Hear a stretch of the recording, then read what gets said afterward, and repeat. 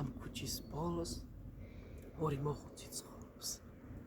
მათი სახლკარი მარტოობისგან დამსგავსებია სულს.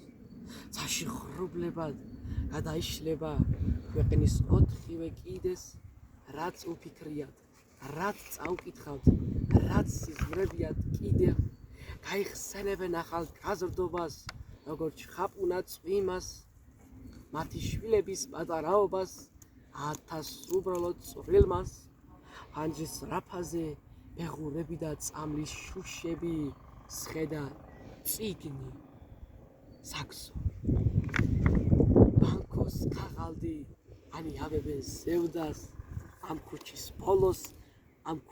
ბოლოს ორი მოხუცი ცხოვრობს.